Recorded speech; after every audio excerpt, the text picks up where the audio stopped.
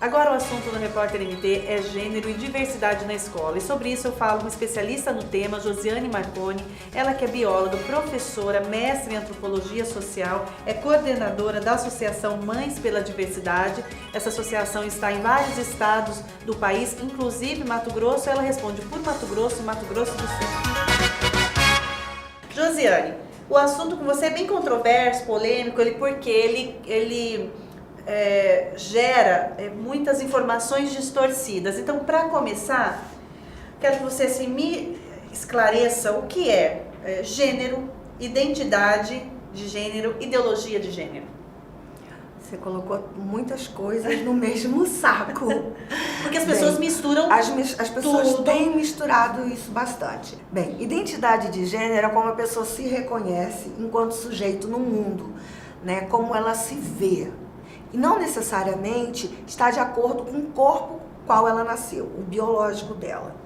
Então isso é identidade de gênero, é como eu me apresento e como eu me sinto enquanto sujeito no mundo. Como eu me identifico. Como eu me identifico para mim mesmo e para o outro, né? Bem, ideologia de gênero é um pouquinho mais complicado, porque é uma conotação que já vem sendo construída já desde da reunião da Conferência das Nações Unidas do Cairo e de Pequim, e que vem sendo trabalhada e sendo atribuída à Igreja Católica, aos grupos pró-família. E esse nome, ideologia de gênero, ele foi concretizado por um advogado, né, pró-família argentino que chama Jorge Scala, que ele fez um livro. E a ideologia de gênero não está só aqui no Brasil, está no Brasil, na Argentina, na Venezuela, no Peru e na França. Bem, a ideologia de gênero, ela não é nada do que tem se dito por aí, que quer transformar as crianças em LGBTs, que quer ensinar sexo para as crianças. Isso é o que o Jorge Scala, no livro dele, diz. Ele atribui a ideologia de gênero aos estudos de gênero. E os estudos de gênero, as pessoas que pesquisam gênero, não reconhecem isso. Não reconhecem, não limitam a isso. Não. Não distorce dessa maneira. Há uma distorção, existe. Josiane? Não é uma existe. invenção. É uma invenção. A ideologia de gênero, enquanto conceito, enquanto trabalho que se faz nas escolas, é uma invenção que não existe. É uma invenção que tem como foco o poder. Nós temos nas nossas relações sempre o poder, né? O poder, ele pode ser financeiro, pode ser de status, mas é sempre o poder, né? Então são grupos que estão tentando ganhar o poder. Manipulação também. Você pesquisa em escolas, é uma professora, né? Então, além de estar em sala de aula, ali nessa vivência, né, da educação, é uma pesquisadora. E qual a importância de falar sobre identidade de gênero, sobre sexualidade na escola? Isso é feito, os alunos eles têm esse interesse, professores estão preparados? Não, eu comecei a estudar gênero porque uma colega do curso de pedagogia me disse que estava sendo estuprada, que foi estuprada pelo pai dos 14 aos 17 anos.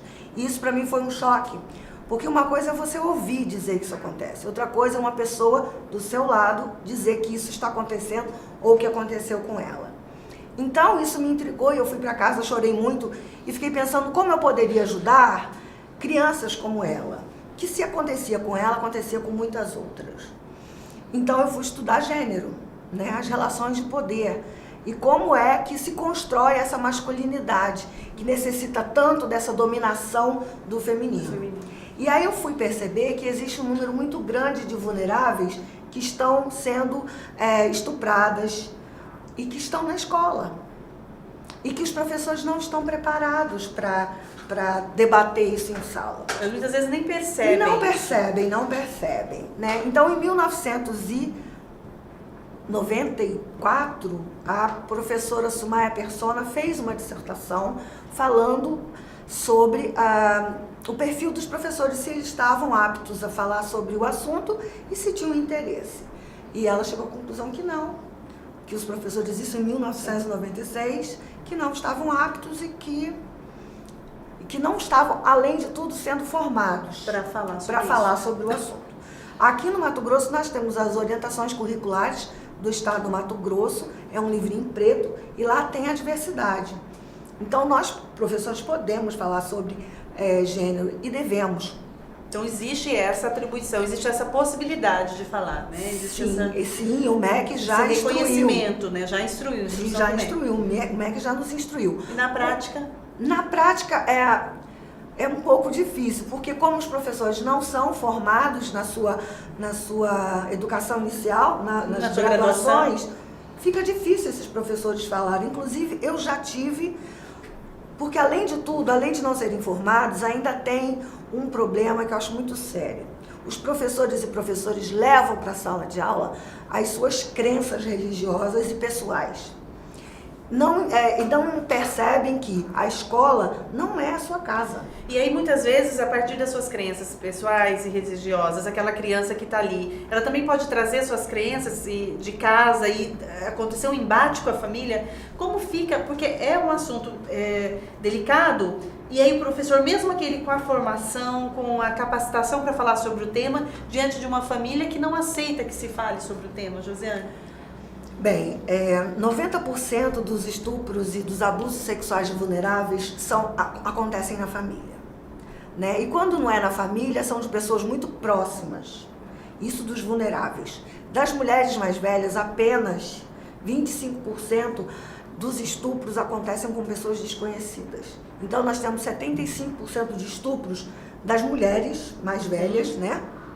Que não são crianças nem adolescentes, com pessoas conhecidas. Então, eu não estou dizendo que em todas as famílias tem um estuprador, de maneira nenhuma. Não é isso que eu estou falando. Mas essas crianças precisam ser preparadas. A Jimena Furlani, que é uma doutora da UFSC, ela faz esse trabalho e ela forma professores para fazer esse trabalho de sexualidade e gênero com alunos da educação fundamental. Está rolando um vídeo na internet, inclusive, que foi ela que me passou, sobre como ensinar para uma criança sobre o seu corpo. Então, falar de gênero para uma criança da educação fundamental é ensinar a ela que ela tem partes íntimas que não podem ser tocadas por qualquer pessoa, e que se alguém tocar e ela se sentir incomodada, que ela tem que falar para um adulto, e que ter curiosidade é uma coisa normal, mas que não deve ficar sendo feito o tempo todo. Então, são uma série de detalhes que, quando a gente vai ensinando, a gente ensina também essa criança a se precaver de possíveis abusos. Então, a informação, ela serve para diminuir, né, índices de abusos. No caso da informação, também reduz discriminação. Sim, porque as pessoas têm mania de achar que falar de gênero é só falar de LGBT. Não, é também falar de LGBT. LGBT é uma parte significante, muito grande desse grupo de diversidade, porque as pessoas morrem, estão sendo mortas. Cuiabá foi a capital que mais matou pessoas trans no mundo em 2016. É grave, é preocupante. E nós estamos top 3. E uma coisa que eu fico pensando, uma capital tão conservadora, como que tem um comércio, né, de corpo tão grande? Porque no zero, as meninas estão lá... Existe a demanda. Se existe o comércio tão... Existe a demanda. Existe a demanda. Então, quem está consumindo esse tipo de...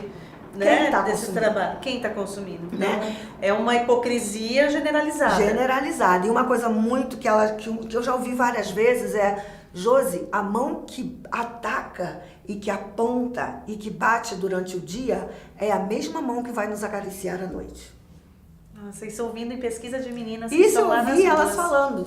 Então, assim, né? Vamos falar de gênero, sim. Porque uma coisa é você falar: eu tenho muitos amigos homossexuais. Mas quando é o seu filho ou a sua filha, o primeiro xingamento que ele tem é em casa. Em casa. Tanto que dados, né, provam isso, que onde a pessoa sofre a primeira agressão é em casa, é na família, quando não se identifica com o que é. É a primeira agressão, chamam de boiola, chamam de sapatão.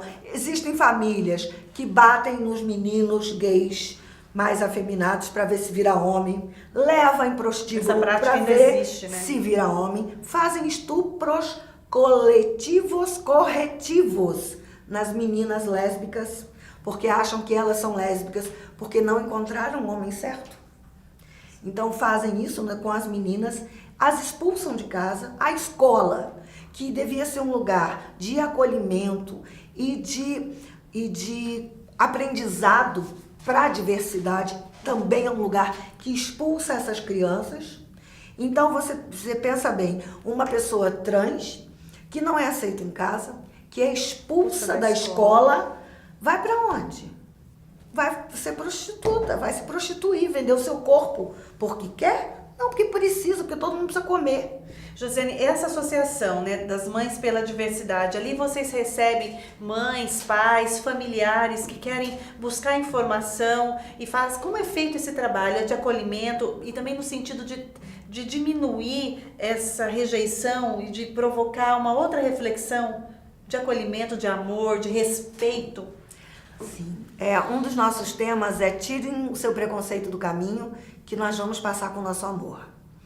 O Avelino é um pai da diversidade de Goiás, o filho dele foi brutalmente assassinado, foi espancado e jogado ao mar com vida ainda, e ele teve que identificar o corpo. E o Avelino até hoje luta. E uma frase que ele diz é: quando um pai não luta pelo seu filho LGBT, não ama esse filho LGBT, pode estar assinando o atestado de óbito desse filho. Ele deixa esse filho ainda mais vulnerável. Muito mais vulnerável. Na minha época, eu lembro que no Rio falavam: adote o seu filho antes que um traficante o adote. Agora não, adote o seu filho LGBT antes que a rua o adote. Antes que alguém mate o seu filho ou filha, porque é isso que fazem. Então hoje o jovem, ele se assume mais, porém ele está mais vulnerável à violência porque se assume mais. Sim, a sociedade ultimamente tem estado com um discurso de ódio ao diferente muito grande, né? Por ignorância. Existe muita dicotomia. É uma ignorância muito grande, né?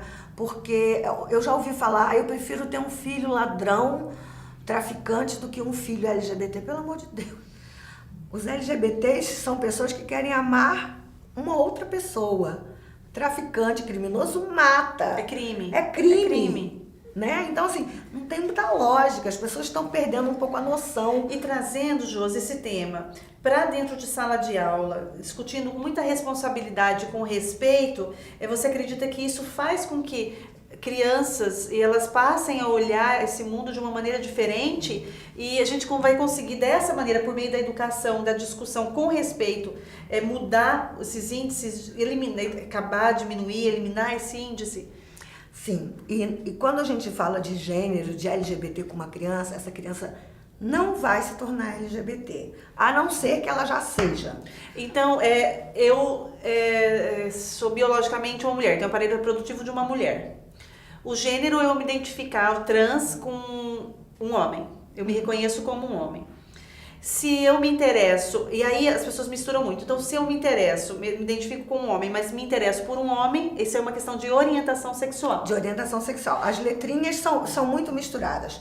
L de lésbica, B de bissexual e G de gay são orientações sexuais. Né? É por quem eu tenho desejo, por quem eu tenho amor, né?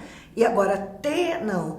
T é uma identidade de gênero. É como eu me visto, como eu me comporto enquanto sujeito. Então é aquele menino que criança ele tem o aparelho reprodutor, né, de menino, mas ele se vê como uma menina. Sim. E aí ele quer... E aí ele pode ser hétero. Sim. Porque aí ele vai poder, ela no caso, né? Porque já vai ser trans. Sim.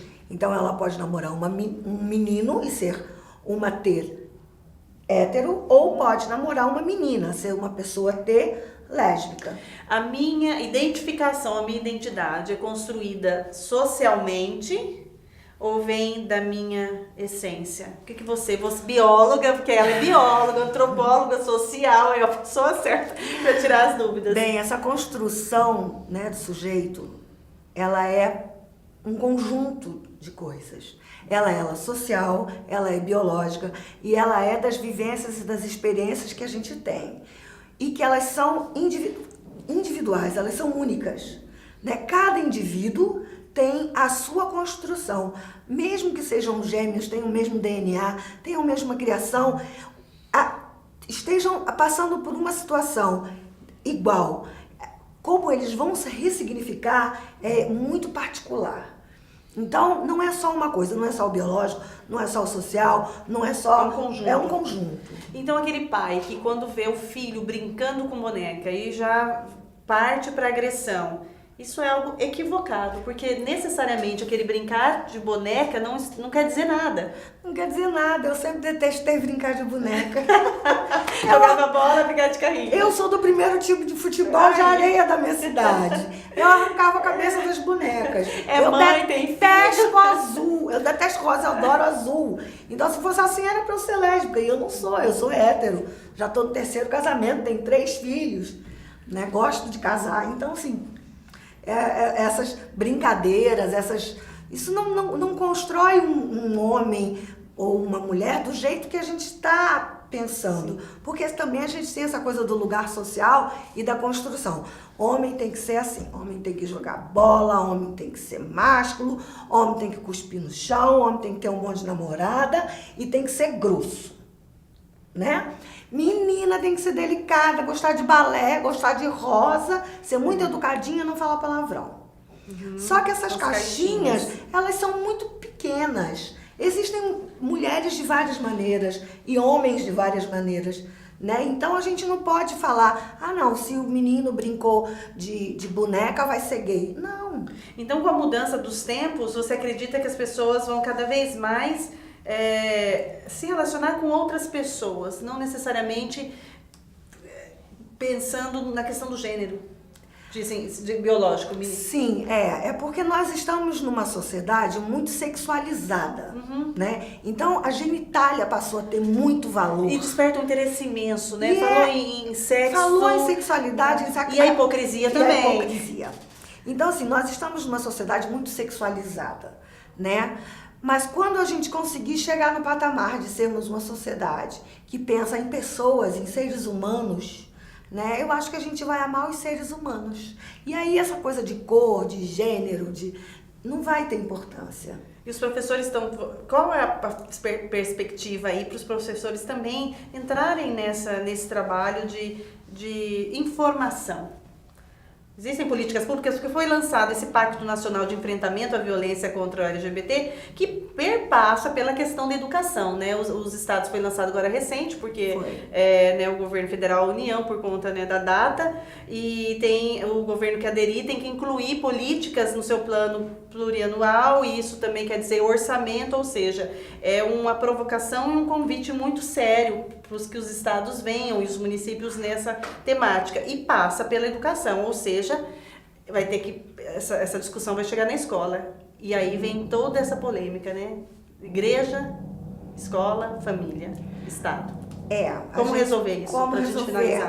Eu penso que eu, como educadora, eu acredito na educação, né? Eu penso que religião é uma coisa, educação é outra e família é outra, né? Por exemplo, eu sempre brinco com os meus alunos que eu falo que eu não vou de longo salto alto para praia, como eu não vou de biquíni para a igreja. Então, todos os lugares têm características que são singulares. Eu não posso falar de criacionismo, né, dentro de uma escola, porque não cabe isso lá. E como eu não posso falar de leis da física ou da biologia dentro de uma igreja. Então, são coisas que precisam ser separadas. As pessoas precisam entender que a igreja é uma coisa, que a escola é outra, que a família é outra. Se complementam, mas existem assuntos que são que pertencem a cada lugar, que não deve se misturar, né? Quando a gente fala que vai ensinar gênero para as crianças, a gente está pensando nas crianças enquanto sujeitos vulneráveis. Né? Nós estamos querendo ajudar essas crianças a proteger essas crianças. Diminuir os índices, né? De violência. E não só protegê-las contra assédio e contra violências sexuais, mas ensiná-las a ter respeito pelo diferente. Né? Eu tenho uma filha de 9 anos, que desde os 7 ela vai para a parada LGBT aqui. E ela anda na comunidade LGBT com muita tranquilidade. Para ela é muito natural uma pessoa ter, uma travesti, um homem trans, um gay afeminado. Para ela é muito normal. Ela não tem a menor distinção, porque para ela vê pessoas. Então, como ela é assim, as crianças não nascem com esse ódio pelo outro. Não nasce, isso é ensinado. E se a gente consegue ensinar ódio, a gente consegue ensinar respeito. Josiane Marconi, minha entrevistada de hoje.